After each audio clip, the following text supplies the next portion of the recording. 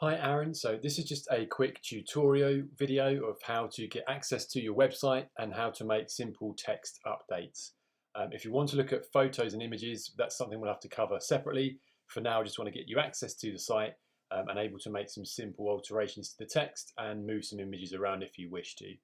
So the first thing is I've sent you an email and on that is a link and a username and a password. If you click on the link, pop in the username and the password and then just click sign me in. That will basically bring you to this screen here.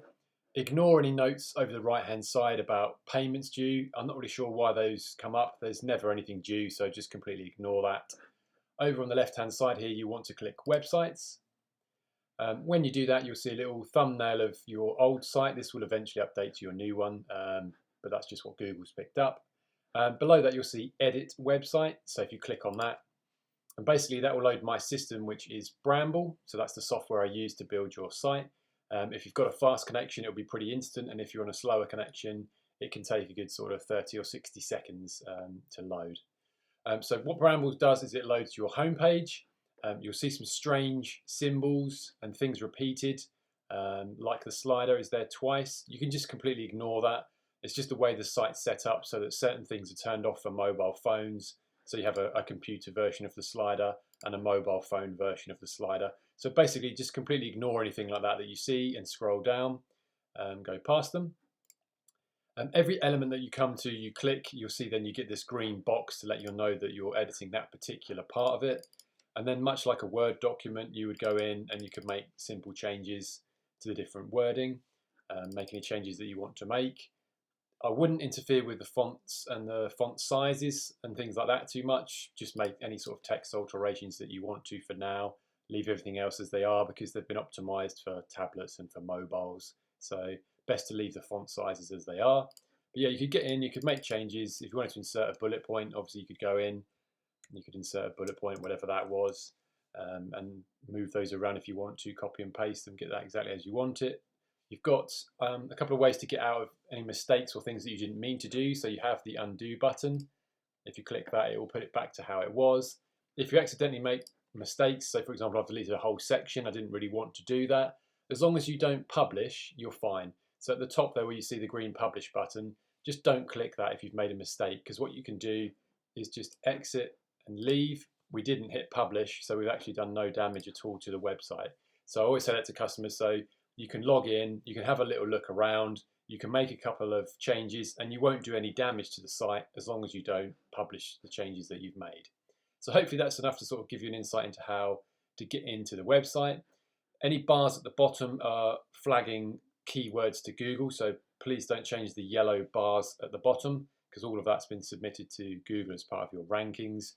So just leave those as they are, those little bits at the bottom here just above the logo and the footer. But each page you can access by the top menu here. So for example, if you go to the About page, that will then load the About page. Same thing, you'll get the image sliders repeated. Again, ignore that. You could go in, you could make any text changes into these sections that you want to. Pretty straightforward, same as the other page. Again, if you were happy with them, you would publish. I will just show you around the gallery as well quickly.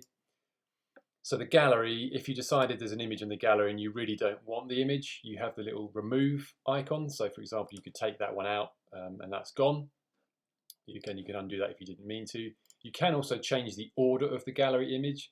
This is a bit hit and miss. So sometimes you can pick up an item and drag it to exactly where you want, like that, and that's fine. Other times they'll stay fixed and they won't go where you want them to. So you may have to drag the ones below it above and shuffle them all around till you get them how you want them.